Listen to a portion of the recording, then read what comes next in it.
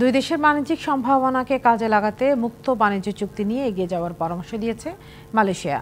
Rohingya issue নিয়ে আন্তর্জাতিক পরিমণ্ডলে আলোচনা চলছে বলেও জানালেন দেশটির হাইকমিশনার।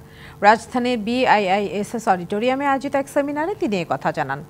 দুই দেশের অর্থনীতি ও বাণিজ্যের শক্তি ও দুর্বলতা জায়গাগুলো চিহ্নিত করে মুক্ত বাণিজ্যের কাজ শুরু করা যেতে পারে বলে মনে করে বাংলাদেশ।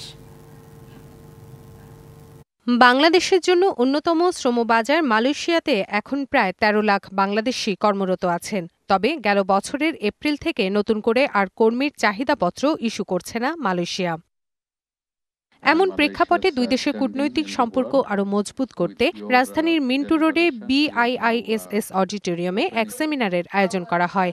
এতে বক্তারা বাণিজ্যিক সম্পর্ক উন্নয়নের পাশাপাশি শ্রম, অভিবাসন, প্রযুক্তি, শিক্ষাসহ বিভিন্ন খাতে পারস্পরিক সহযোগিতার কথা তুলে ধরেন।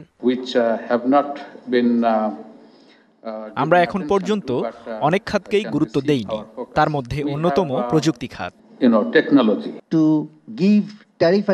শিয়া বাটার ও ভিটামিন ই সমৃদ্ধ lily glam beauty soap. Lily, always beautiful. Malaysia বাংলাদেশকে বাণিজ্য সুবিধা দিলে দুই দেশের মধ্যে অর্থনৈতিক সম্পর্ক আরও মজবুত হবে।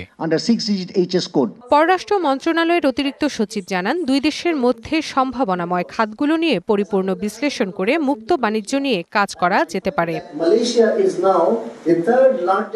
আমরা শুধু বাণিজ্যিক ভাবনায় সম্পর্ক গড়তে চাই না। মালয়েশিয়া এখন বাংলাদেশের জন্য তৃতীয় বৃহত্তম পছন্দের গন্তব্য। আমরা দুই দেশের সম্ভাবনাময় খাতগুলোকে পরিপূর্ণ বিশ্লেষণ করে মুক্ত বাণিজ্য নিয়ে কাজ করতে চাই।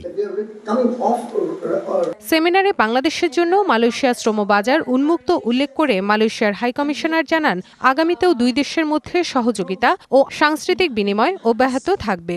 রোহিঙ্গা ইস্যুতে আন্তর্জাতিক পরিমণ্ডলে আলোচনা চলছে বলেও জানান তিনি।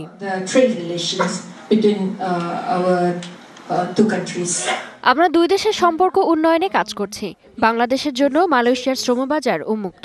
আগামীতে দুই দেশের মধ্যে সহযোগিতা ও সাংস্কৃতিক বিনিময় অব্যাহত থাকবে।